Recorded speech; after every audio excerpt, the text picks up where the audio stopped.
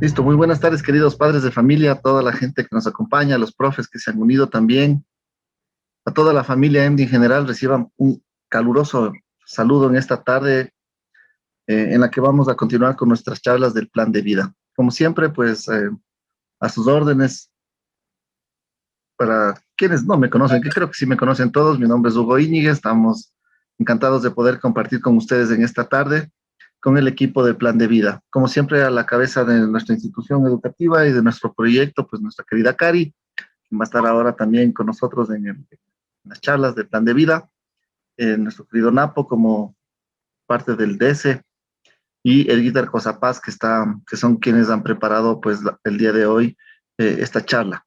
Para el día de hoy hemos cambiado un poco el formato, quiero explicarles a todos los papitos, agradeciéndoles siempre la confianza, el apoyo que nos brindan, estar pendiente de cada una de las actividades que realizamos. Les decía, hemos cambiado un poquito el formato para darle mayor dinamismo, para poder llegar a ustedes de mejor manera. Vamos a hacer un conversatorio sobre una temática que es fundamental y muy especial para nosotros en el EMDI.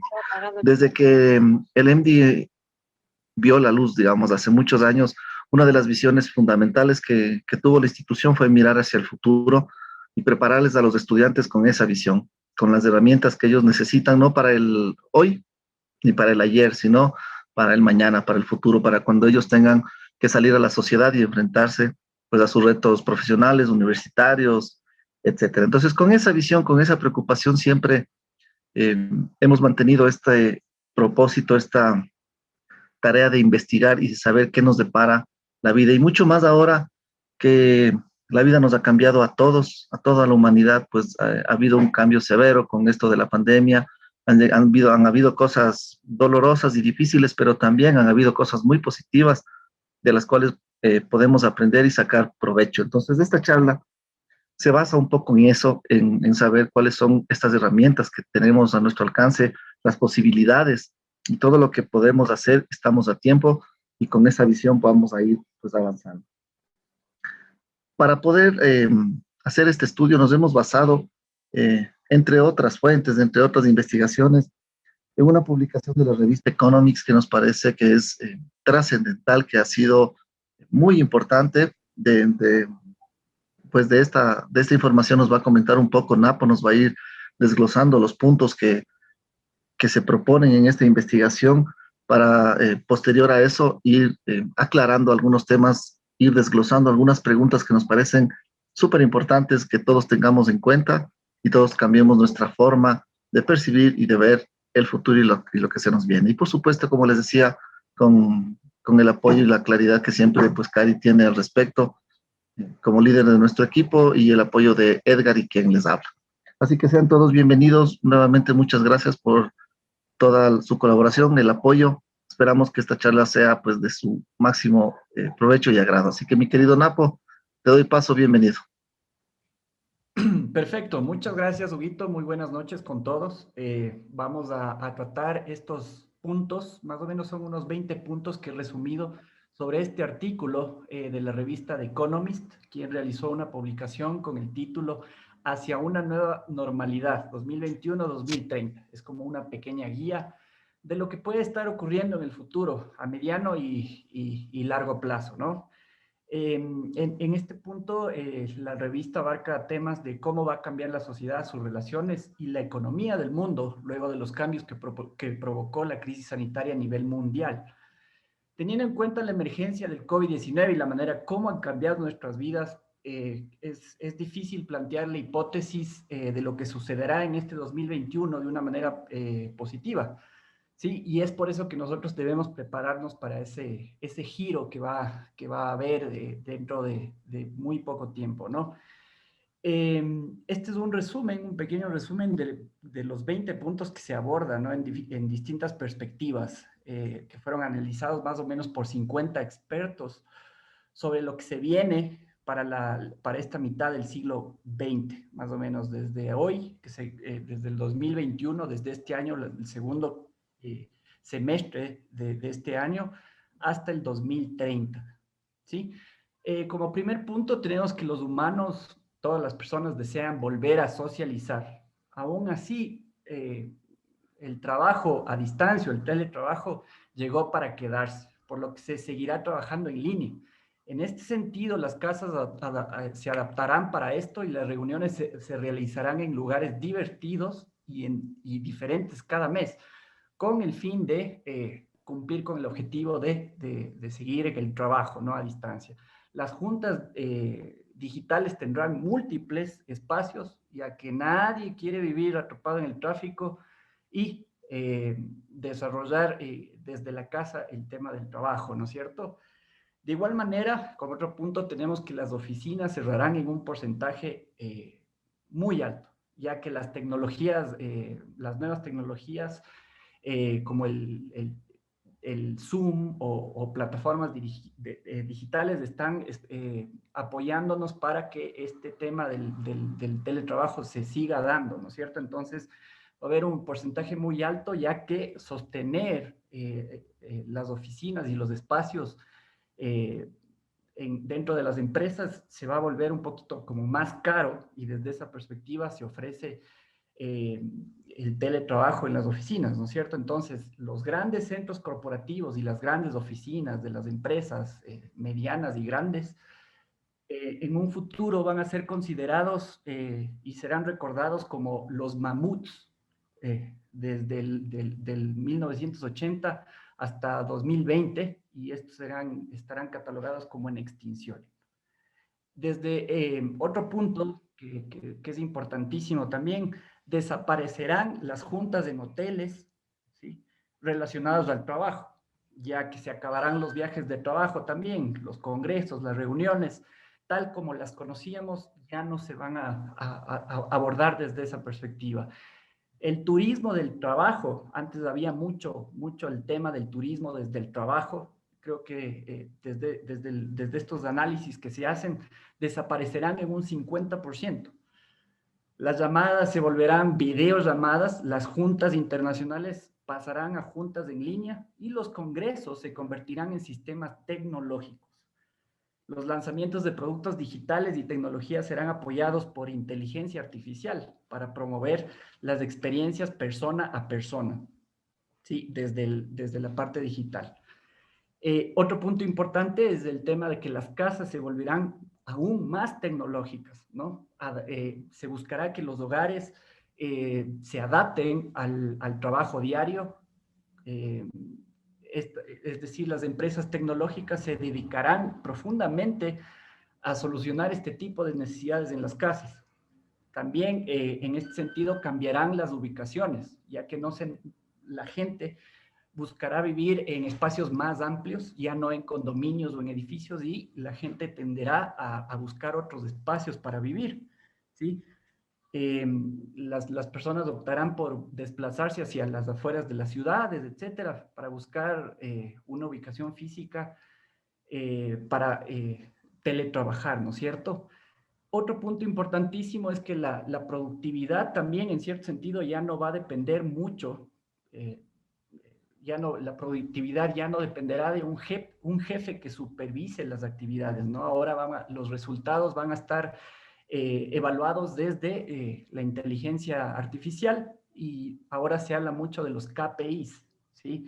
Que estos KPIs no es más que un software que se maneja a través de la inteligencia artificial y se lo define como indicadores claves de desempeño. Además, en este punto también se replantea la forma de contratar incluso al personal.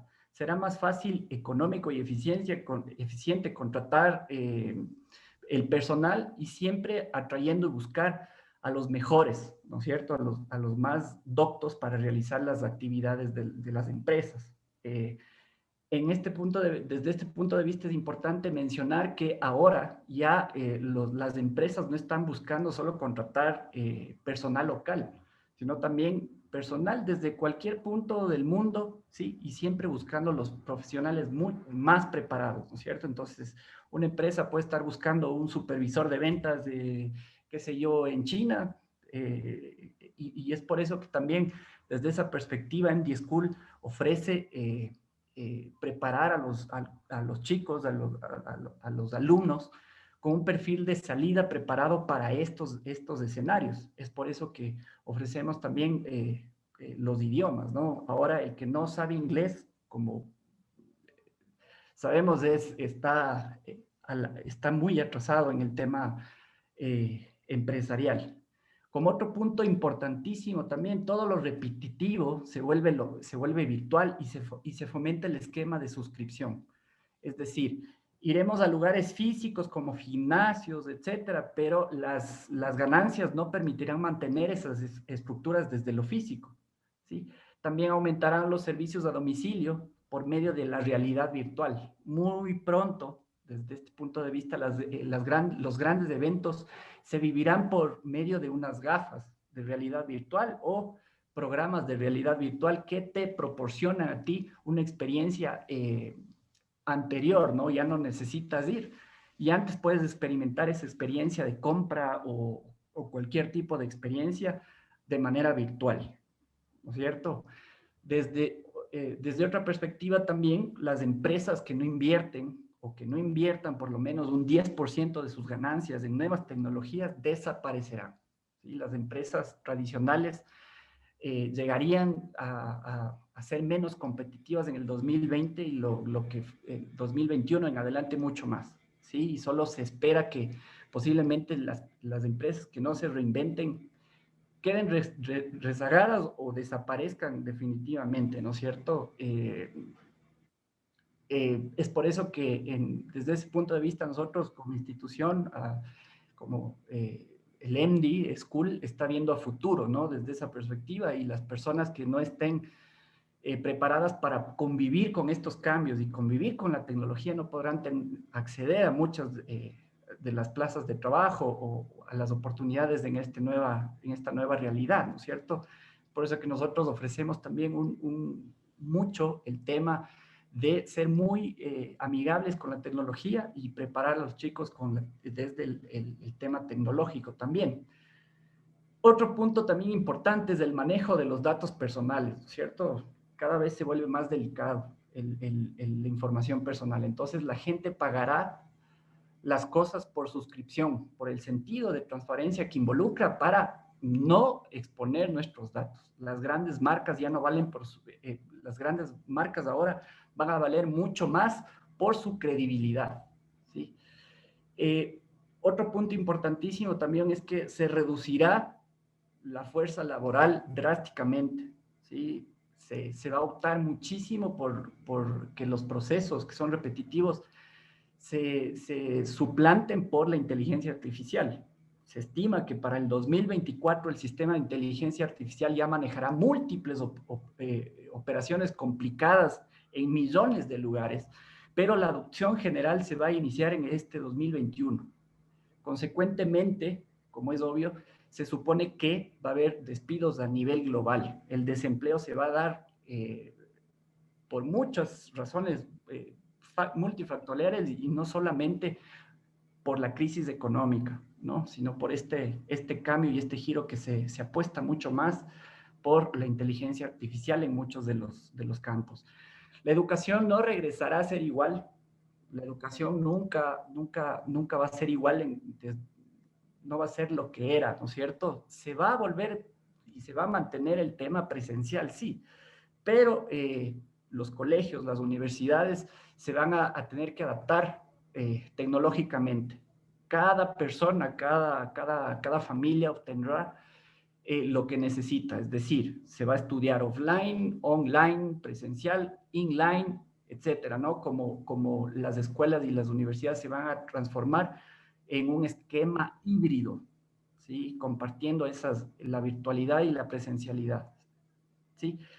En este punto es importante destacar que se va a regresar al esquema de contratar gente muy preparada para puestos importantes y se aceptarán candidatos sin título universitario para puestos de menor jerarquía, pero con experiencia. Otro punto importantísimo es que la medicina también se va a adaptar a lo digital, ¿sí? Con la atención a distancia y las citas por teleconferencia se volverán mucho más cotidianas, ¿sí? Por otro lado, la gente también en cierto sentido se regirá y seguirá realizando las pruebas del COVID durante todo lo que resta del 2021 para sentirse más seguros. Y la vacunación en cierto momento se acelerará, pero también encontrará retos en el camino. Aquí hay un tema súper importante que es importante mencionarlo, que es los códigos de ética de los médicos, etcétera. Puede que se vean en riesgo y haya muchas faltas en cuanto al tema de faltar a estos códigos, ¿no es cierto? Como otro punto importantísimo también, es importante mencionar que se contraerá la economía personal y la gente buscará ahorrar muchísimo más, ¿no es cierto? Entonces, por ejemplo, artículos como la ropa elegante serán sustituidos por prendas casuales, ¿no es cierto? Y la gente comenzará a invertir mucho más en tecnología. Otro punto, también tenemos como otro punto importante es el tema de que aumentará el comercio en línea, ¿no es cierto? Las grandes empresas se juntarán con, por ejemplo, el Facebook, el TikTok y el YouTube para competir con gigantes tecnológicos como Amazon, ¿no es cierto? Cerca del 50% de las tiendas físicas a nivel global que no se reinventan, cerrarán. Y las que sobreviven serán las que ofrezcan una experiencia virtual antes de la compra. ¿Sí? Los que no se reinventen en este sentido quedarán atrapados o rezagados o no podrán sobrevivir, ¿no es cierto? Después también, en cierto momento, el cambio climático se volverá el tema principal después del COVID, ¿sí? Las grandes industrias seguirán la transformación y utilizarán todos sus recursos y el tema de tecnología y de inteligencia artificial para tratar de comprender este tema y tratar de buscar soluciones a gran escala. Es por eso que ahora nos hemos dado cuenta además que, por ejemplo, las bicicletas se están implementando como un medio de transporte para mitigar este cambio, ¿no es cierto? Y incluso las ciudades a nivel mundial están reestructurándose para buscar movilizar a las personas eh, por otros medios, ¿sí? Es importante también como otro punto súper interesante que ahora las personas, por ejemplo, van a invertir mucho en medios de pago de noticias por suscripción, ¿sí? Es decir, la gente estará buscando ya nuevas formas de acceder a las noticias, a la información para evadir el tema de las fake news, ¿sí? Las personas, en definitiva, están cansadas de tanta información y prefieren sistemas seguros para acceder a la información, ¿no es cierto? Siempre buscando experticia, ¿sí? Y sistemas que estén curados para evitar también el tema de las fake news. La salud mental es un tema que se va a volver súper complejo y súper bien abordado, ¿no es cierto? A raíz del tema de la pandemia, las grandes plataformas digitales están buscando ayudar a las personas a sobrellevar las situaciones de agresividad, soledad y angustia que han vivido al ser y al estar aislados, ¿no es cierto?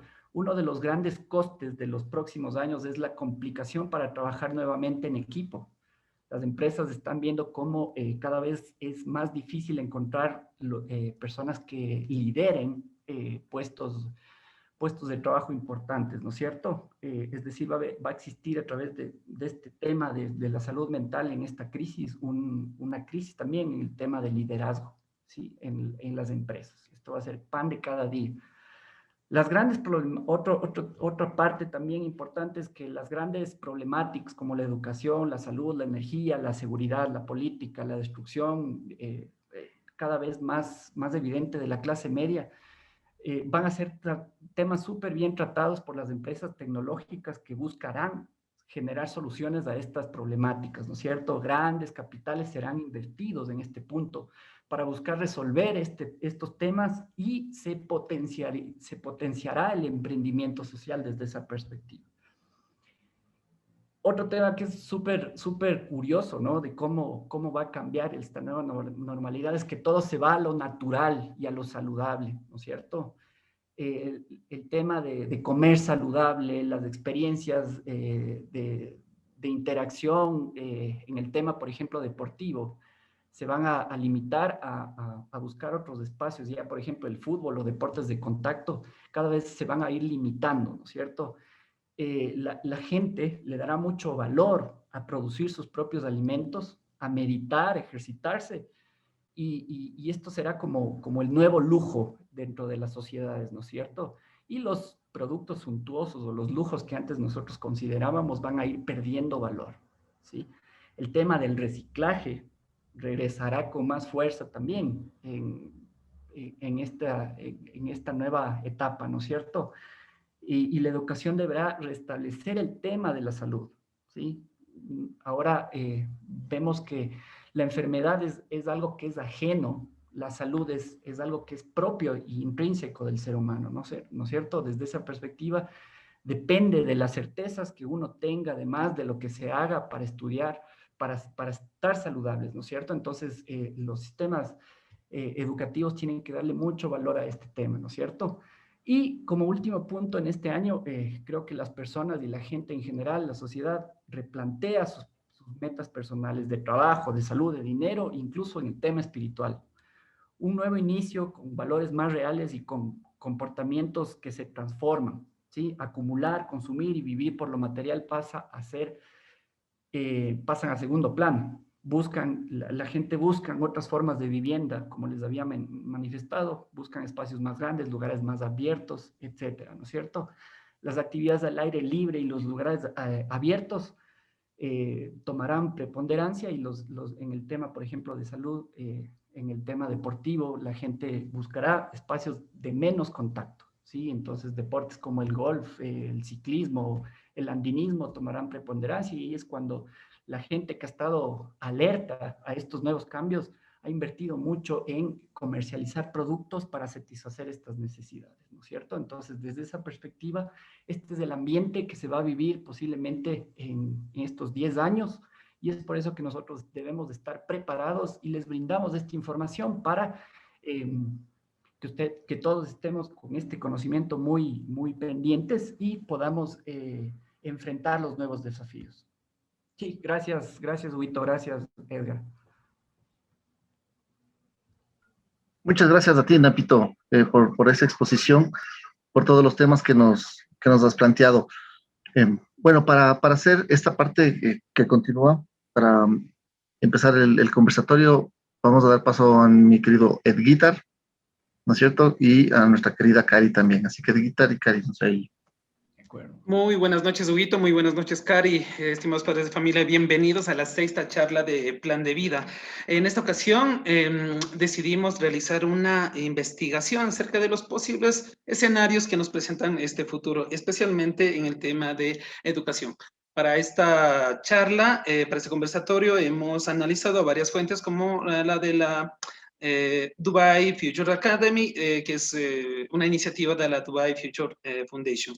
También algunos informes de la UNESCO y también algunos artículos de Economist, entre otras cosas. Ahora, dentro de esta investigación logramos obtener valiosas certezas que nos permiten augurar un futuro lleno de optimismo, ya que está lleno de posibilidades. Pero dentro de esta investigación también fueron apareciendo dudas, fueron apareciendo interrogantes que gracias a Cari, gracias a Hugo, pues en esta tarde esperamos que para los padres y madres de familia y para la institución también queden un poquito más claros. Cari, muy buenas noches. El micrófono es suyo antes de empezar con las preguntas, por favor. Muy buenas noches, queridos papitos. Muy buenas noches, queridos profes. Bueno, un plan de vida es algo que se construye y que evidentemente tiene que partir de un análisis. Cuando nosotros hemos propuesto que ustedes hagan plan de vida con los chicos, algo indispensable es reforzar en los padres el contenido indispensable de por qué hacerlo, para qué hacerlo, qué es lo que se está dando en el mundo como para nosotros pues complementar, ¿no es cierto?, la educación que tenemos ya en la institución con una educación cooperativa de parte de los padres hacia los chicos. Y es que, queridos papitos, estamos en un proceso de evolución y nos estamos moviendo de un mundo de un mundo no sostenible a un mundo sostenible. Los antropólogos sugieren en todos los estudios que hay al respecto del COVID y de lo que está surgiendo en el mundo, que el estilo de vida y la cultura probablemente será lo que nos lleve a la sexta extinción masiva que incluya a los humanos, y no así necesariamente el calentamiento global.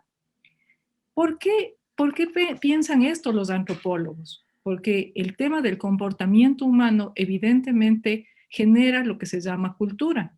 ¿Y cuál es la cultura que tenemos hoy? ¿Cuál es la cultura post-COVID? ¿Cuál es el comportamiento de un padre? ¿Cuál es el comportamiento de un hijo? ¿Qué es lo que antes un padre decía, por ejemplo, a la hora de salir? ¿A qué hora salíamos de la casa para alcanzar a llegar al colegio a tiempo? ¿Qué es lo que el padre decía en la noche a la hora de acostarse? ¿Cómo han cambiado nuestros hábitos? Y aquí, antes de continuar, quisiera hacer un paréntesis para hacerles una pregunta, para que ustedes se vayan incorporando a este conversatorio. Quisiera que ustedes piensen y hagamos como un cierre y digamos, bueno, hemos estado casi, ¿no es cierto? Ya cumplimos un año en la pandemia. Esta pandemia nos ha dejado muchas lecciones, evidentemente, pero yo quisiera que en sus adentros, de manera individual, usted se pregunte y se conteste qué usted quisiera volver atrás, qué quisiera recuperar del mundo anterior, de antes de la pandemia, qué extraña de su vida, de su habitualidad anterior, qué no quisiera traer al presente, qué no quisiera que post pandemia se repitiera. ¿Qué le gusta de sus hábitos actuales? Y aquí yo quisiera comentarles que así como hay personas que están saliendo a trabajar afuera, ¿no es cierto? Y su cotidianidad está en la calle, en sus oficinas, en sus trabajos habituales. Asimismo, hay mucha gente que está en su casa, que aún todavía no sale o que ha salido muy, muy poco, porque tiene muchos miedos, porque tiene muchas precauciones o porque tiene un nuevo estilo de vida que no contempla el tocar a los demás, el convivir con los demás, el interactuar con los demás, que eran antes las personas habituales. ¿Qué implica eso? Implica que hemos disminuido de una manera importante la interacción que se llama, si podemos ver, tenemos una interacción intrapersonal con nosotros mismos, una interpersonal uno a uno y una sociogrupal en contexto de los demás. Una persona que está tras la pantalla de Zoom todo el día se comunica con sus compañeros, tanto niños, jóvenes o adultos, de una manera específica, enfocado en un solo ítem, en una sola intención. ¿Cómo estás? ¿Cómo vas? Ya. ¿Cómo está? Pásame el informe. ¿Me diste el informe? Ya. Déjame ver la presentación. Ya está la presentación. Muy bien. Atendamos a clase. Perfecto. Dijo la profesora esto, el otro. ¿Dónde está la interacción de decirle al compañero, oye, qué lindos tus zapatos? ¿Dónde está la comunicación de decirle, oye, después para tomarnos un cafecito? ¿Dónde está la interacción, no es cierto, que nos generaba, nos propiciaba otro tipo de dinamismo? Hoy en día se habla incluso de neurosis post pandemia. ¿Por qué? Porque la persona no puede hablar de sí mismo. Se ve coartado de contar las cosas porque si usted está frente a una cámara, es incapaz de decirle a otra persona que también es su compañero que está en la cámara, oye, ¿sabes qué? Estoy teniendo un problema, me estoy sintiendo mal, me estoy sintiendo triste. Va a disminuir su comunicación a la mínima expresión. Y eso hace que las personas estén hasta acá agobiadas también, nadando en un mar de oportunidades nuevas, pero agobiadas de no poder comunicar de manera interpersonal. Entonces, ¿qué es lo que sucede? como este tema del comportamiento es la única forma de salir del problema y de cambiar la cultura humana. La cultura con la que crecimos debe caer al fondo para que surja una nueva cultura con la cual prosperar, con la cual ser sostenibles y con la cual avanzar como especie. Los sistemas antiguos tienen que terminar desmoronándose súbitamente y emergiendo nuevos. Sin embargo, ¿qué pasa con el comportamiento humano? ¿Qué sucede con el comportamiento? Y en función a eso, les puedo decir que en estos estudios hay 3 palabras que son las claves. La primera es cooperación, la segunda es autoempoderamiento y la tercera es armonía. ¿Qué es lo que sucede si un niño no puede interrelacionarse? Si un adulto no puede interrelacionarse, es probable que sus niveles de cooperación no sean los mismos, porque el nivel de empatía ha disminuido, fruto de que, lastimosamente, las interacciones uno a uno han disminuido tanto que sus neuronas de espejo ya no están funcionando de la misma manera. Quisiera en este punto dar paso, Napoleón, Edgar, Huguito, a continuar con el conversatorio, porque entiendo que aquí empezamos con las preguntas. Perfecto, Cari. Efectivamente, con base en los informes que hemos leído, como les había mencionado, habíamos obtenido muchas certezas, pero también se habían presentado muchas dudas y esta es la oportunidad para aclararles. Para el 2026, en pocos años, tendremos un mundo con un acceso a Internet totalmente global y absoluto. Viviremos en el Internet del todo y muchas instituciones continuarán poniendo a disposición de la humanidad su contenido. El conocimiento no tendrá ningún tipo de barrera y se compartirán utilizando la tecnología sensitiva. Con base en esta proyección y desde su perspectiva, estimada Cari, ¿cómo deberíamos reinventarnos los maestros del siglo XXI? Haciendo también una acción de autocrítica. Bueno, en primer lugar, Napoleón fue muy explícito en mostrarnos una presentación tomada de la revista The Economist, que si es que los padres hacen memoria, los padres que estuvieron con nosotros hace 2 y 3 años saben que es exactamente lo que dijimos que se va a venir. Todas las tendencias ya las habíamos hablado, hoy día justamente las reforzamos con los compañeros y podemos encontrar este tipo de estudios ahora por ejemplo, del BBVA, ¿no es cierto? Tenemos también de la revista Soho, del Economist, de Guardian, etcétera. Bueno, todos estos espacios hablan de la reinvención en 2 aspectos, la tecnología y la digitalización. Entonces, tendríamos que pensar que los niños de hoy, pues, los recursos que un profesor, que un docente o que un padre podemos dar a nuestros hijos o a un niño o a un joven, nunca van a tener las mismas características en temas de contenido que lo que podría darle, ¿no es cierto?, una plataforma, pues, una inteligencia artificial, un robot, etcétera. Pero, ¿qué es lo que sucede? Si hoy en día se pretende que para cambiar el mundo, para poder ser más eficientes, tenemos que ser más colaborativos, tenemos que trabajar el autoempoderamiento. Estos son factores que se trabajan a través del desarrollo interpersonal. Entonces, ahí tendríamos un gran espacio y los docentes tendrían que ser preparados, ¿no es cierto?, como lo estamos haciendo en estas habilidades, en todas las habilidades de autoempoderamiento, de transmitir el autoempoderamiento, de transmitir las habilidades cooperativas y adicionalmente, obviamente, de estar al día en todo lo que es digitalización, que es hoy en día como saber leer y escribir, tenemos que dominarlo. De la misma manera, los idiomas, tenemos que dominarlos.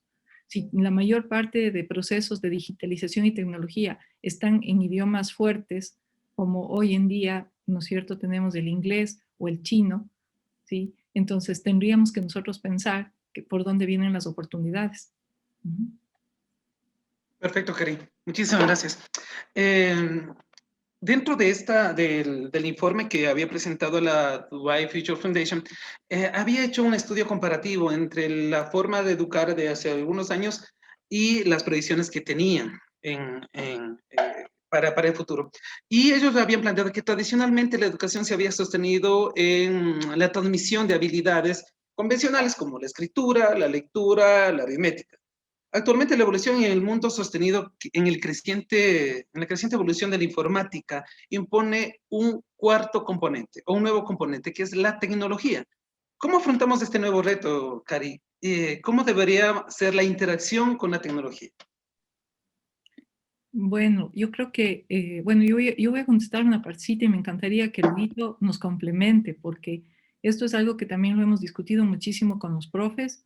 Desde hace rato, todos los profes del EMDI, estoy hablando por lo menos un año y medio antes o 2 años antes de la pandemia, teníamos claridad que todas las habilidades tecnológicas tenían que ser las fundamentales y que obviamente íbamos a tener un cambio drástico cuando un momento dado los niños no tengan cuadernos, no tengan lápices, porque ya no tendría sentido. Entonces tendríamos que ayudarles, ¿no es cierto?, y propiciarles nuevas habilidades de entrada que no les generen una barrera en el momento del manejo tecnológico.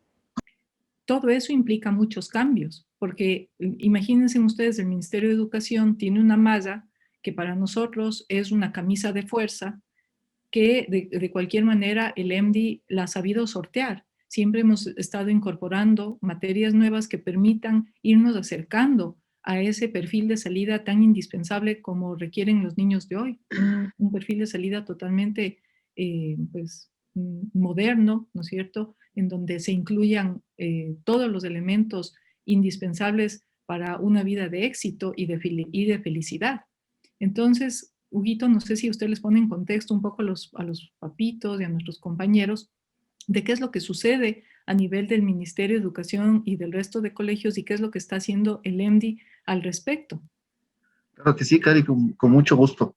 A ver, hay un fenómeno importantísimo que ha sucedido a raíz de la pandemia que yo quiero contextualizar y que me va a dar pie para explicarles la importancia que tiene la tecnología en todo el desarrollo de la educación y precisamente en nuestro modelo educativo. A raíz de la pandemia, bueno, es de conocimiento general, el Ministerio de Educación del Ecuador, yo digo, tomó acciones, ¿no es cierto?, de contingencia, priorizando la salud, pero provocando un frenazo en todo el proceso educativo a nivel nacional. ¿Esto qué ha ocasionado? Que exista, ya de por sí existía una brecha importante, coincidiremos todos, entre la educación pública y la educación privada. Esa brecha, fruto de este frenazo por la pandemia, se agigantó, ¿no es cierto? El Ministerio de Educación estableció un currículum que le llama el currículo priorizado, en la que se puso los contenidos mínimos y el desarrollo de destrezas mínimas en todos los niños y jóvenes. Obviamente se entiende todas las dificultades de conexión, bueno, toda la parte y la problemática social y de salud, pero esta brecha se fue agigantando de una forma realmente desmedida. En el EMDI, ¿qué fue lo que nosotros hicimos? Nosotros, yo les decía ahora a mis compañeros, con la guía de Cari, decidimos pues no parar, decidimos tomar un pequeño periodo de adaptación y luego continuar y continuar y continuar contra viento y marea ante la adversidad, con todo lo que los profes, pues yo destaco muchísimo, tuvieron que hacer para adaptarse de una manera súper ágil y eficaz y poder avanzar y no desperdiciar el tiempo de nuestros niños y jóvenes. Entonces, esto, claro, ha provocado si esa brecha ya estaba enorme, imagínense ahora la diferencia que tenemos. Yo creo que mucho más allá de la parte triste que involucra regresar a ver a los otros niños, creo que también debemos valorar, en cambio, en dónde están nuestros estudiantes, en qué lado están de la orilla y las ventajas que ellos van a tener en este mundo competitivo que se desarrolla. Una de las cosas que vivimos en la pandemia fue el advenimiento de esta tecnología de manera abrupta. Los chicos eran herramientas de una manera vertiginosa, ágil y rápida, igual que a los profes. Pero esto ha provocado ha provocado algunas cosas que son muy positivas y que nosotros destacamos en nuestros estudiantes, ¿no es cierto? El manejo de la tecnología, al ser una herramienta que el futuro eh, nos requiere, pues tenemos esa ventaja de que nuestros niños y jóvenes están encaminados en eso. ¿Qué es lo que hemos propuesto nosotros como institución? Es enriquecer, como siempre, nuestras mallas curriculares pensando en el futuro, ampliar toda la parte de lo que implica la robótica, la programación, la computación en general y el manejo de la tecnología como un eje transversal en todas nuestras asignaturas y también con materias específicas que estaremos para el próximo año, ya habrá la oportunidad de darles las buenas nuevas, pero estaremos ampliando, fortaleciendo y enriqueciendo toda esta área, eh, porque hacia allá camina el mundo. Precisamente fruto de estos análisis es que vemos esa necesidad de, de orientación de nuestros procesos educativos, ¿no? Que nuestros niños salgan realmente con un dominio de la tecnología, es casi como incorporar un idioma más a a su aprendizaje, a su lenguaje. No sé, Guitar. Sí, sí, gracias. Claro. Gracias, Huguito. Perfecto. Creo que quedó muy clara la explicación. Siguiendo en esta misma línea, sobre el avance que ha tenido la tecnología, podemos ver que ha sido un crecimiento abismal, ha sido un crecimiento exponencial. Ahora, estamos viendo cómo la tecnología ha ido avanzando en temas de educación, en temas de tecnología, perdón, en temas de salud, en temas de neurociencia, en temas de química. Ahora, el informe de Economist indica que para el 2030 los avances en química, por ejemplo, posibilitarán, miren, escuchen por favor con atención, los avances en química posibilitarán la conexión de nuestros cerebros a la nube. Nuestros cerebros podrán ser mejorados y optimizados, no solamente en el proceso de enseñanza-aprendizaje, sino en otros tipos de aprendizaje también. Así que, Huguito y Cari, por favor, nos gustaría que nos aclaren ¿cuál creen que sean los peligros que podemos irnos enfrentando en un futuro cercano? Ya que todo este vertiginoso avance, pues no creo que todo sea totalmente positivo. Así que, ¿qué podríamos esperar con estos avances? Bueno, Guitar, yo creo que siempre estas noticias, aun cuando son formales y tienen muchas fuentes, no dejan de ser bastante noveleras. ¿Por qué razón? Recordemos cuando nos hablaban de la clonación, ¿no es cierto? Que fue pues un tema que mucha gente lo discutía en su momento, ¿sí? Yo creo que esperemos que el mundo no llegue a generar un uso, pues, ¿no es cierto?, inadecuado de estos recursos, porque sería terrible que nos tengan que manipular nuestros pensamientos, nuestros estados de ánimo a través de procesos químicos. Si bien creo que todos quisiéramos ser más inteligentes, más despiertos, aprender más rápido, creo que el sacrificio de la libertad de comportamiento, Chúsica, sería algo que el humano no debería jugarse nunca, por más beneficios que pueda alcanzar. Creo que es una información valiosa para tenerle presente, pero definitivamente creo que no es en este momento tan pertinente, tan trascendente. Perfecto. Aunque sea una tendencia, esperemos que no. Ya.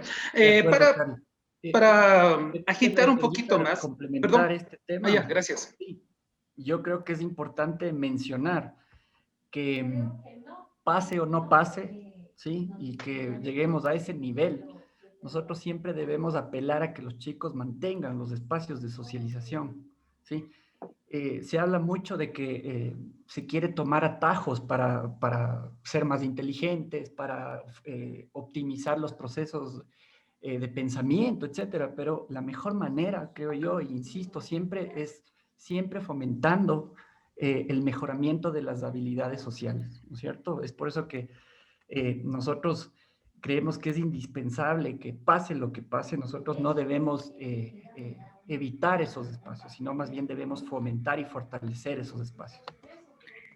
Edguita, para complementarle al Napo, creo que el Napo tiene mucha razón en lo que dice, en función de que igual antropólogos de mucho prestigio como Steven Meaden, que ha sido pues, un pionero en el estudio del comportamiento del desarrollo humano, en todas sus ediciones, en todos sus libros, explica hasta el cansancio que lo que nos hizo a los humanos más inteligentes no fue la cantidad, ¿no es cierto?, de proteína de la cual nos alimentamos, no fue el desarrollo de las herramientas necesariamente, sino más bien las interacciones sociales son las que permitieron que el humano, al entender al otro, al entender a sus enemigos en particular, lo recuerdo de esta manera, él hacía un análisis de cómo para entender a los enemigos tenían que hacer grandes esfuerzos, para entender el comportamiento de los depredadores tenían que hacer grandes esfuerzos, y eso pues propició el desarrollo del cerebro, triplicó el desarrollo del cerebro humano, ¿no es cierto? Entonces creo que sí, en ese aspecto creo que vamos bien. El EMDI siempre tiene que propiciar el desarrollo de sus niños de la mejor manera y sobre todo de la manera más saludable. Perfecto, Karim, muchísimas gracias. Gracias, Nambo, por la aclaración. En este punto, si así lo consideran los padres de familia, nos gustaría que también comencemos a interactuar con algunos cuestionamientos, con algunas preguntas que puedan surgir. Así que a través del chat, encantados de recibir sus cuestionamientos. Uno de los puntos también que llama mucho la atención es que en un futuro la formación o el aparecimiento de líderes, pues va a estar un poco en decadencia. Daniel Goleman propone una definición de liderazgo como el arte de la persuasión hacia los demás para motivarlos hacia el logro de un objetivo común. Ahora, ¿cómo articular los esfuerzos entre el hogar y la escuela para la formación de líderes? ¿Cuáles serían las cualidades más importantes que deberían poseer estos nuevos líderes, Karin? Gracias, Edguitar. A ver, evolucionar implica saber quiénes somos, ¿sí? Saber a dónde vamos, saber cómo empoderarnos de nosotros mismos. Para poder nosotros desempeñarnos de una mejor manera y tener luego un liderazgo, tenemos que primero autogobernarnos. Una persona que no es soberana de sí mismo, ¿cómo puede liderar a otros? Pero a veces los padres de familia pensamos que el ser soberano, que los hijos crezcan como personas soberanas, es darles todo. O sea, soberano no significa que nuestros hijos sean los reyes a los cuales les ponemos la corona y les damos todo el beneplácito de todo lo que ellos desean, ¿no es cierto? Sino ser soberanos implica el autogobernarse, el autodominarse, el saber gestionar las emociones, el saber gestionar y postergar, por ejemplo, el placer, el saber prestar un juguete, el saber interrelacionarse con una persona de nuestra misma género o de un género distinto, de una edad diferente, de un contexto diferente, de una cultura diferente. Eso nos hace soberanos y eso, una persona que es soberana puede ser líder. Entonces va a tener un liderazgo natural, va a ser alguien al que le sigan, no va a tener que hacer esfuerzo, ¿no es cierto? No va a tener que sujetar reglas y normas y un respeto o sea, pues impuesto, ¿no es cierto? Sino al revés. Van a ser personas que van a estar felices de seguir a esta otra persona. ¿Por qué? Porque demuestra magnéticamente ser soberano de su vida, tomar las decisiones adecuadas, fortalecerse en sus pensamientos, en sus criterios, ser generoso, tener un espíritu muy colaborativo que proponga que los demás sean también colaborativos, llegar a acuerdos, ser un mediador. Pero eso se gana con la interacción. Nadie gana eso solamente leyendo un libro o viendo una película, ¿no? Requiere una interacción, requiere el que le llamen la atención, el que el profesor le diga no de esta manera, que el papá le diga has tenido un comportamiento indelicado con tu primito, con tu primita, ¿no es cierto? Ve a pedirle disculpas, no es la forma de comportarse. Es decir, eso se gana en el día a día. La escuela, por eso, es el centro de desarrollo, ¿no es cierto?, más poderoso, más potente que puede tener un ser humano. Entonces, a mí me preocupa mucho como educadora, ¿no es cierto?, y como investigadora, qué va a pasar con los niños de las escuelas públicas que pues ha habido una postergación inmensa tanto de currículum como de horas, como de asistencia y que finalmente termina siendo esto una gran conveniencia porque imagínense ustedes cuánto cuesta en menos en lugar de que vayan a una escuela, no tener un espacio para mantener, ¿no es cierto?, en haber hecho reducciones de profesores, reducciones de horas, reducciones de mallas. O sea, ¿qué va a pasar con nuestra sociedad? Realmente hay que preguntarse. Gracias, Edguita. Gracias, Cari. nos plantea nuevos interrogantes de su respuesta. Huguito, Napoleón, aquí veo una inquietud. ¿Qué se puede considerar más importante? ¿La inteligencia emocional en este contexto o la inteligencia cognitiva? ¿Cómo se podría manejar esto? En contexto del liderazgo, ¿no? Bueno, las dos inteligencias siempre van de la par. Una es dependiente de la otra y se complementan a la vez y se desarrollan simultáneamente. Yo creo que es importantísimo lo que recalca Cari respecto a lo que implica para el ser humano la socialización y desde cuándo y cómo aprendemos los seres humanos a socializar eh, todo lo que es valores de empatía, el, la responsabilidad, etcétera, es precisamente en escuela. Es aprendiendo de los compañeros, de las vivencias, a solucionando los conflictos, eh, todo lo que se presenta en el día a día en un sistema escolarizado, que es pues lo que nos ha formado a través de los años a todos nosotros y que nuestros niños a veces están perdiendo. Entonces eso es una cosa que hay que tenerla presente, como digo, ¿no? Lo uno desarrolla lo otro. No sé, Napito, si es que se puede contar algo más. De acuerdo, Guito. En realidad, creo que las dos eh, son complementarias, ¿no? No podemos esperar. Aunque también a veces puede pasar algo súper interesante, ¿no es cierto? Cuando, por ejemplo, desde los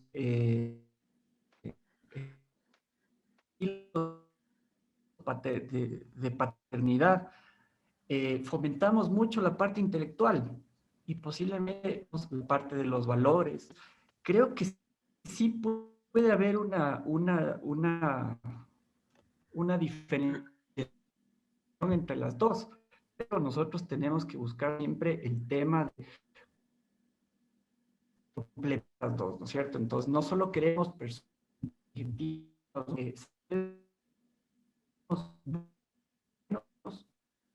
solidarios.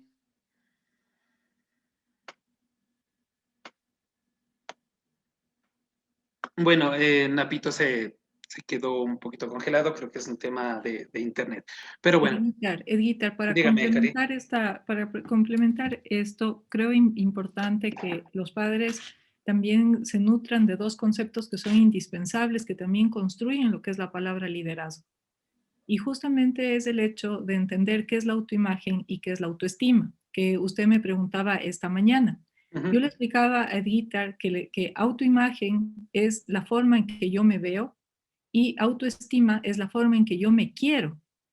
Pero a veces no sabemos que este yo me quiero tiene que ver con la suma de cómo me hacen sentir los demás, cómo me ven los demás y cómo siento que soy importante para los demás. ¿Qué es lo que yo despierto en el otro? ¿Qué despierto en el grupo de compañeros? Eso hace que también la persona tenga una solvencia y que pues sus habilidades de liderazgo y de conducción aumenten cuando tienen esto claro. Esto implica, entre otras cosas, el autovalorarse. Y para autovalorarse uno tiene que saber qué es capaz de hacer, a dónde es capaz de llegar. Si nosotros somos muy laxos con nuestros hijos, esos no van a tener la vara alta.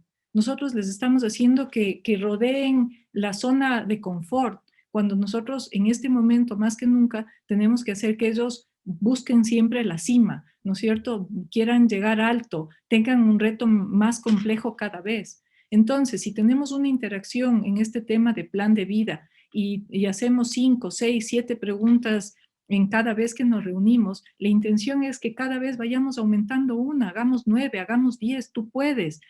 Puedes leer un texto más grande, puedes comprender un texto más grande, puedes recordar tantas palabras que no conocías. Cuéntale a la abuelita qué significa la palabra tal, ¿no es cierto? Entonces, es una forma académica de buscar una cima.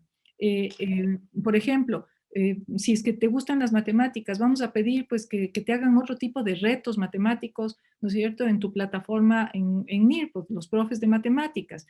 En todos los ámbitos del desarrollo podríamos ponernos retos más altos, pero a veces los padres le vemos eso como un problema. Y hoy en día este es un gran problema que tenemos. No sé si Huguito y Napo, no sé si ya está el Napo por aquí, pero si no, Huguito le pone en contexto a los padres de lo que también estamos atravesando, ¿no es cierto? ¿Qué es lo que sentimos desde los padres? ¿Qué es lo que está pasando para nosotros, para el colegio? Claro, Cari. A ver, nosotros tenemos en este sentido algunos retos que hemos ido cumpliendo y cómo vemos, digamos, el desarrollo de los chicos en este tiempo en la institución, lo que nosotros podemos percibir. Hay mucha sobreprotección ahora que eh, nos dificulta realmente los procesos de enseñanza. Los niños tienen una falta, a ver, hay papis que se preocupan, inclusive, Cari, quiero aprovechar para ir respondiendo con esto algunas preguntas que están en el chat. Respecto a los papis nos dicen de las habilidades sociales de los niños, cómo fomentar estas habilidades sociales, eh, hacer que ellos tengan un mejor relacionamiento en clases y durante las horas, ¿no es cierto? Que esto es fundamental y esto nos está pasando mucho.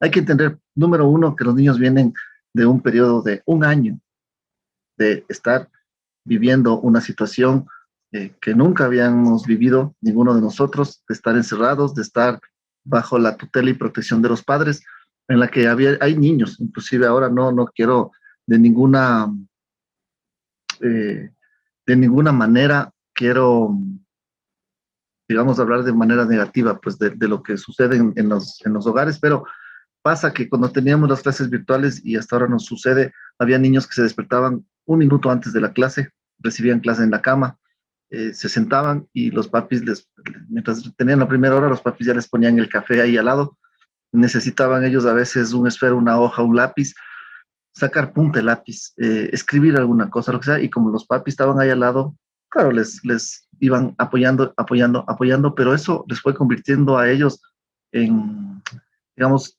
carentes en el desarrollo de estas habilidades funcionales para la escolaridad. Entonces, cuando van al colegio y, claro, se les rompe el lápiz a un niño chiquito y dice, no puedo escribir, no puedo hacer, porque no sabe ni siquiera sacar punta el lápiz. ¿Me entiendes? Son pequeñas cosas que eso se multiplica, digamos, en todos los ámbitos y en diversas cosas. Esto solo es un ejemplo, pero que carecen de funcionalidad los niños en la parte práctica. Entonces, eso es uno de los fenómenos que también tenemos que tomar en cuenta. El relacionamiento. Imagínense un niño que ha estado en su casa frente al computador, recibiendo sus clases virtuales durante todo un año. Entonces llega a la escuela y el amiguito o la amiguita o cualquiera no le da el gusto o la razón en lo que él dice, lo que él quiere. Entonces, ¿cuál es la primera reacción natural de un niño? ¿Cierto? Es entrar en el conflicto, en el rechazo, en la pelea. Pero es precisamente ahí donde nosotros como equipo entramos a trabajar con los chicos, a enseñarles esas formas de relacionamiento que son las adecuadas. Entonces no hay que tenerle temor a veces a los conflictos que puedan presentar los niños en las clases. Más bien esas son oportunidades importantes que tenemos los educadores de formarles, de irles vinculando en los procesos educativos a cada uno de ellos. ¿Sí? Entonces eso es algunas, algunas de las cosas que nosotros como educadores vivimos en el día a día. No podríamos pasarnos ampliando muchísimo la información, pero no sé si quieren complementar alguna cosa más.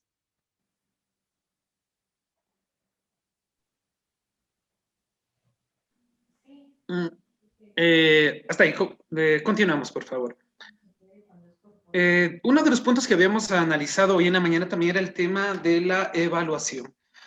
La evaluación es una herramienta fundamental en el proceso de enseñanza-aprendizaje, ya que nos permite tener una idea de saber en dónde estamos, hacia dónde queremos llegar y cómo hacerlo. Pero en los nuevos contextos digitales, con los nuevos avances y con los nuevos escenarios que nos presentan, ahora la pregunta es, ¿qué evaluamos, Cari? ¿Y cómo evaluamos en el proceso educativo?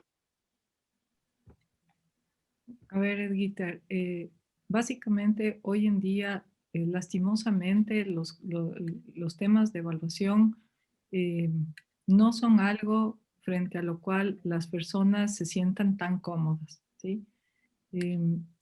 ¿por qué razón nos han puesto una idea falsa de que en la pandemia el evaluar podría dejar en vulnerabilidad a una persona porque no tuvo el tiempo de estudiar o no tuvo el tiempo de revisar todos los contenidos o algo pudo haber pasado dentro de su núcleo familiar, con lo cual sería mejor no evaluar?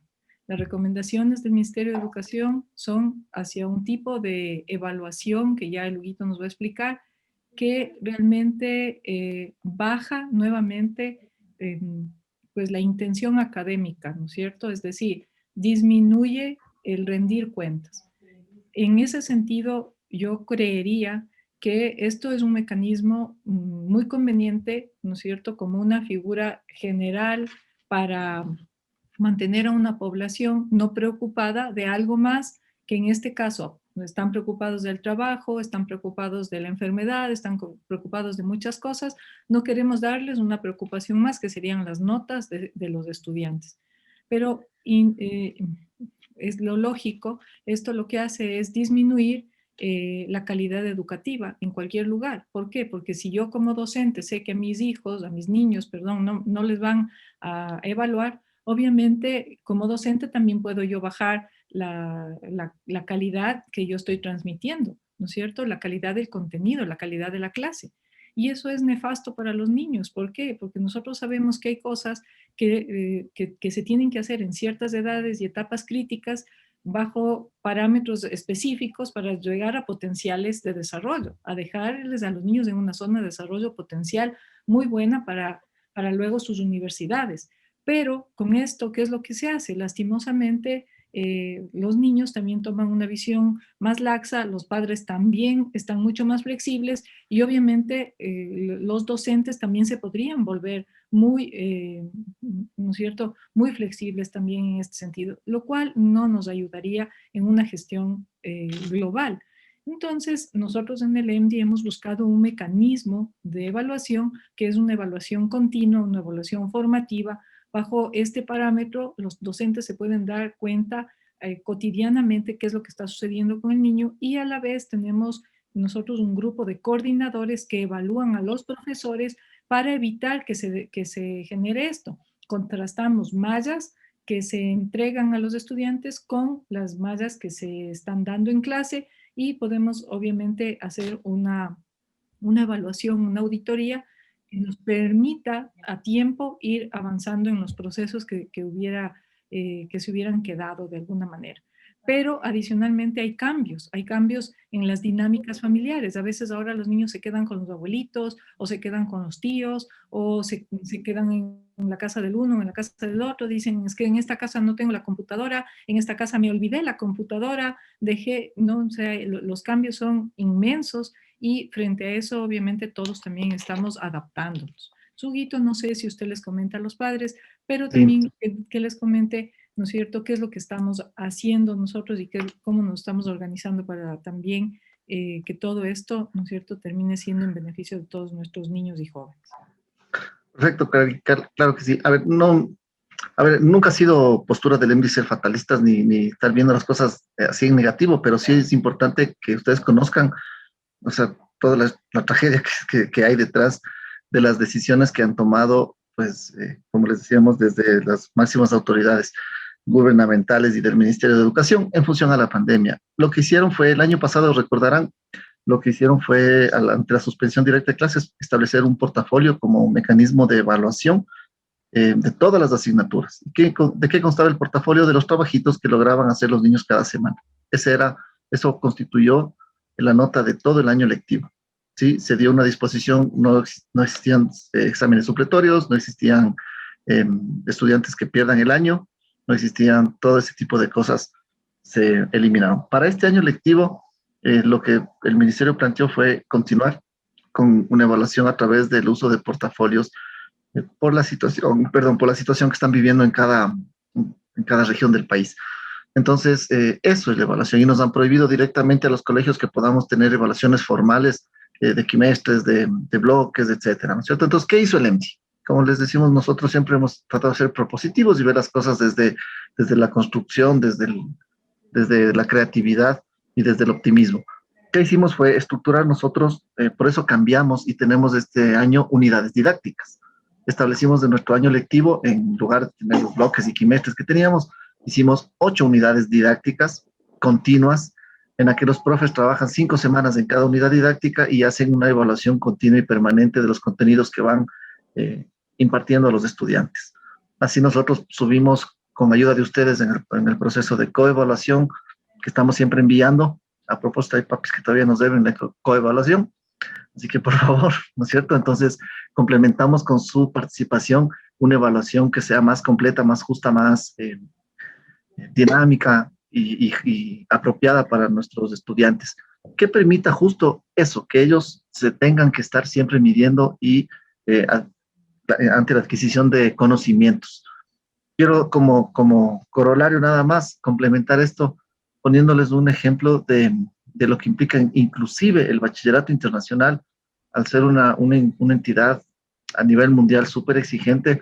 Aquí en el Ecuador se omitieron las evaluaciones de los exámenes escritos para el bachillerato internacional y pasaron de evaluación a todo lo que es trabajos, digamos, de evaluaciones internas, trabajos escritos y cosas. Cambió la forma de evaluar a los estudiantes, pero se continúa evaluando y llegando a los estándares, digamos, de exigencia y de desarrollo y de apropiación de los conocimientos que necesitan los estudiantes tener.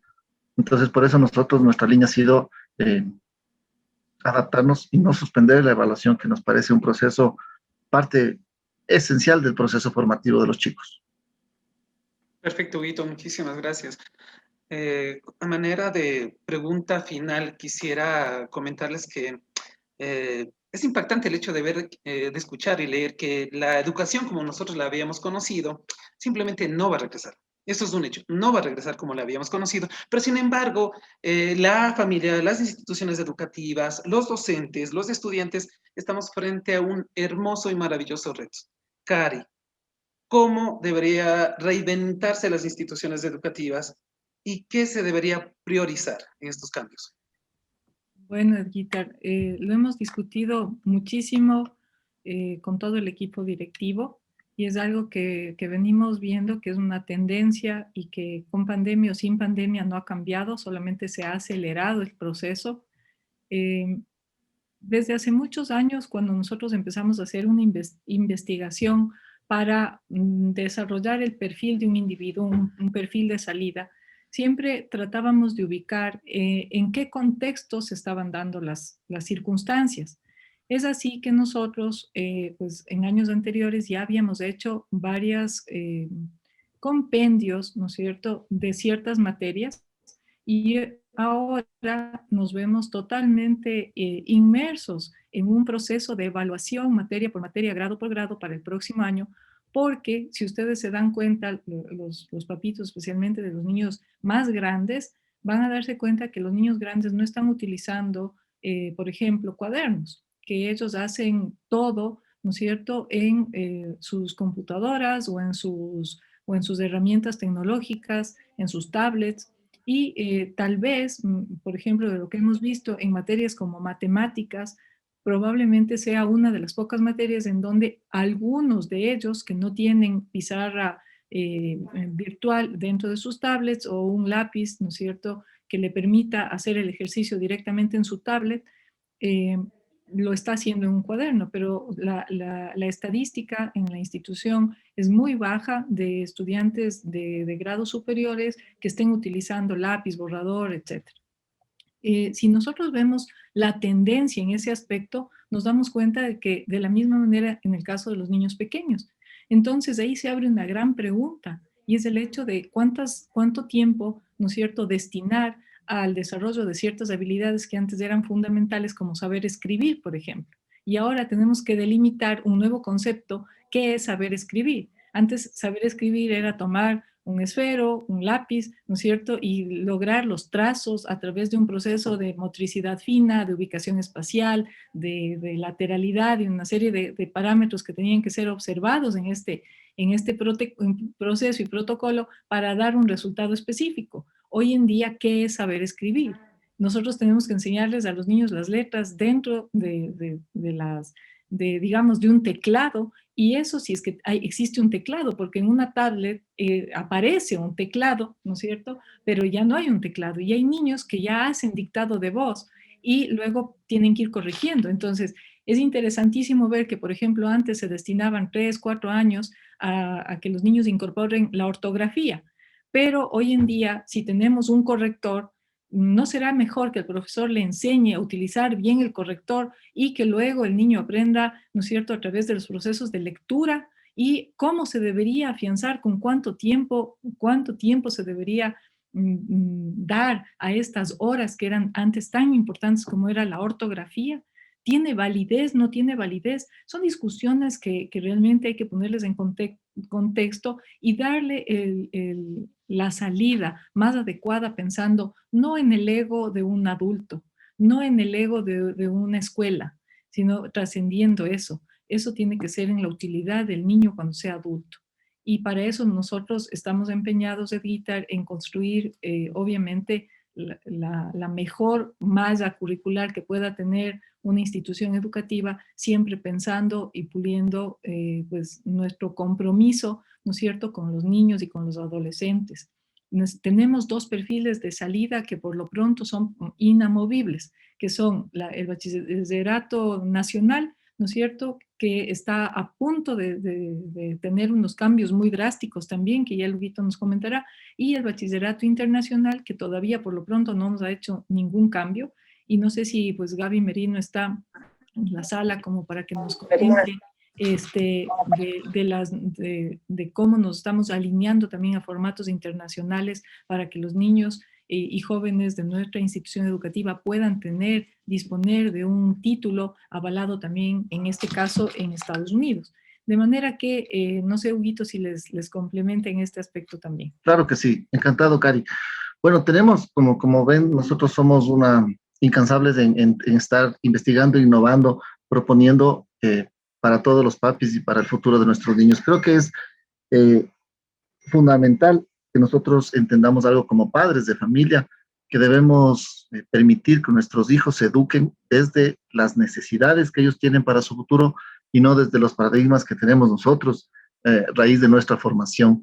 A nosotros nos formaron de una manera a través de un modelo que fue pues necesario en su momento. Ahora esto ha cambiado, ¿no? Hay papis que a veces cuando nos escuchan decir que no hace falta enseñarles a los niños a escribir cosas así, entonces se asustan, pero son cosas realmente que hay que ponerlas sobre la mesa y analizarlas desde el aspecto educativo, ¿sí?